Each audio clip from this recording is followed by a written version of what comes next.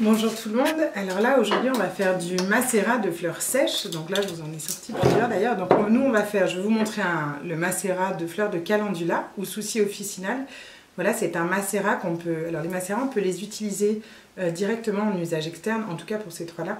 Et sinon après on peut les intégrer dans des crèmes pour le corps, crèmes pour les mains et divers cosmétiques.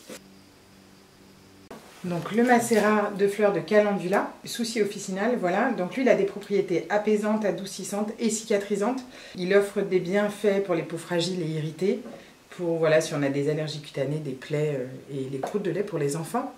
Le macérat huileux de fleurs de pissenlit, qui est excellent, qui soulage les muscles douloureux et les inflammations. Voilà, évidemment les macérats sont extrêmement hydratants. Et puis j'en ai fait un troisième, donc toujours avec des fleurs très faciles à trouver. Donc lui, il aide à raffermir les peaux relâchées et puis à réparer et atténuer par exemple les vergetures et les cicatrices. Donc moi, je trouve vraiment que ce sont trois macérats absolument indispensables.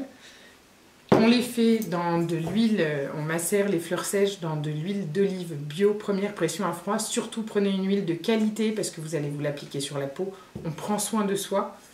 Là on va faire un tuto de macérat avec des fleurs sèches. Donc déjà on ramasse les fleurs quand elles sont ouvertes au soleil. Et puis ensuite voilà, moi je me sers de ce genre de choses, mais on les fait sécher comme ça en les disposant. Puis on les fait sécher, celle-là ça fait un bout de temps qu'elle sèche. Et puis ensuite donc on a besoin, on les met dans un pot. Tout simplement.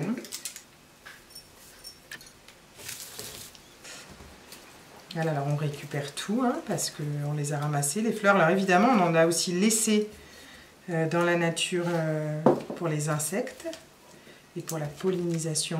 On ramasse pas tout. Voilà. Puis on va remplir notre pot aux 3/4 avec donc l'huile végétale.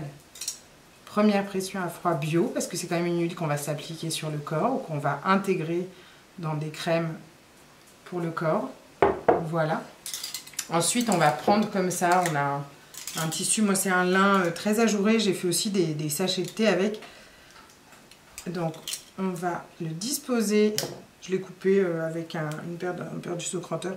On va le disposer au-dessus, on va mettre un élastique, comme ça permet en fait que l'air passe et que ça ne pourrisse pas. Régulièrement, vous allez vous le bougez un petit peu pour pas qu'il y ait de moisissure. Vous le mettez plutôt dans un endroit lumineux et puis vous le laissez comme ça macérer pendant 21 jours. Et puis ensuite, on va filtrer. Et quand on va filtrer, alors c'est là où j'en avais, on me note sur une étiquette ou avec un stylo. On remet dans un pot. Ensuite, moi, je mets les fleurs sèches filtrées dans mon compost. Et ça, on peut l'utiliser directement sur la peau ou donc, comme je disais, dans des cosmétiques. Et voilà!